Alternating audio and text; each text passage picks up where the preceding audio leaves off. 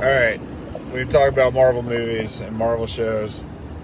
What is the ideal MCU or Marvel Studios X-Men roster? Like, is it just straight up X-Men 97? Like, do you just adapt? Oh, mercy. Come on, man. If you went with the cast of X-Men 97, I think it could work. I think it's playing it very, very safe. This isn't so much what I would like to see. This is more what I feel would be a good direction for them to try to go for. The confident, determined, and willful Scott that we got from 97 especially. And bring in Jean by his side. Now, these are like our college level members, all right? Or we're going to picture this team in very school heavy terms, okay? So Scott and Jean, they've done the work. They're not out there on their own. They're furthering their education, but they have, their degrees. They have their roles now. Storm is kind of like a senior in high school. Now, she mostly has down pat her abilities, but has a few minor workarounds that she still needs to address, but we're going to see great things from her. Speaking of, Nightcrawler would be like our junior year student. Now, he's very confident and he shows tons of potential, but there's a lot of things that he still needs to reel in. And we're laying that groundwork out, but he can be a bit rambunctious, which I feel fits Nightcrawler's very playful personality that we often see.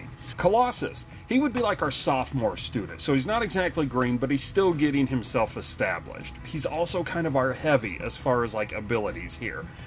And then Kitty and Iceman, though, we need to bring them in young. They're our freshmen. They are our window characters for us, the viewers. So they're the ones that are learning all of this stuff. We're experiencing all of this from them. They've always had that very youthful persona that bridges the gap from the reader, the viewer. He's a headmaster. So you're only seeing him in the most dire of circumstances. Now, maybe we have like a scene with a talk, but maybe there's like a moment of intervening where he really showcases why his is the most powerful mutant mind on Earth. But again, he's the headmaster. You're not pulling him out all the time. It's not about him, but he's there. But you also don't know if you should be a little bit afraid of him because holy shit, he's so powerful. It's almost scary.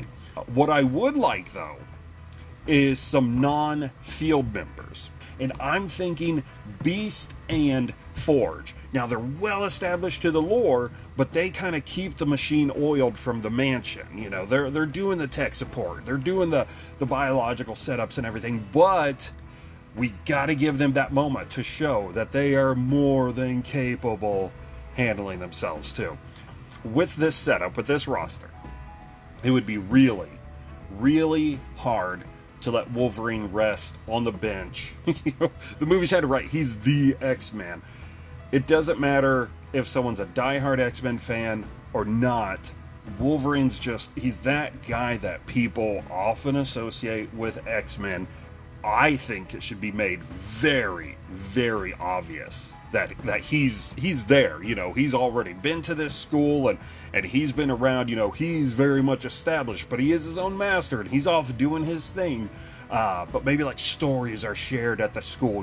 We know that Wolverine's here. It's just damn it, we don't get to see him in this one, or it's only like a fleeting moment. But we've had so many films revolve around him.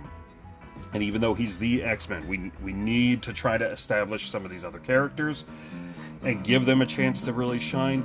That's my take.